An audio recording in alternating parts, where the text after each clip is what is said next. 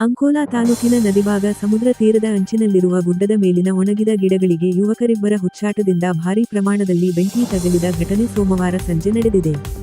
ಸಮುದ್ರ ತೀರಕ್ಕೆ ಸಂಜೆ ವಾಯು ವಿಹಾರಕ್ಕೆ ಬಂದ ಯುವಕರು ಸಿಗರೇಟ್ ಸೇದುವ ಜೊತೆಗೆ ಅಲ್ಲಿಯೇ ಇದ್ದ ಒಣ ಗಿಡಗಳಿಗೂ ಬೆಂಕಿ ಹಚ್ಚಿ ಹುಚ್ಚಾಟ ಮೆರೆದ ಪರಿಣಾಮ ಈ ಅವಘಡ ಸಂಭವಿಸಿದೆ ಎಂದು ಸ್ಥಳೀಯರು ತಿಳಿಸಿದ್ದಾರೆ.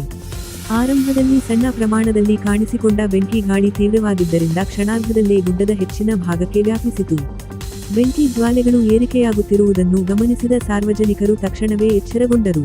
ಇದೇ ವೇಳೆ ಘಟನೆಗೆ ಕಾರಣರಾದ ಇಬ್ಬರು ಯುವಕರು ಸ್ಥಳೀಯರನ್ನು ಕಂಡು ಸ್ಥಳದಿಂದ ಓಡಿ ಪರಾರಿಯಾಗಿದ್ದಾರೆ ಎಂದು ಹೇಳಲಾಗಿದೆ.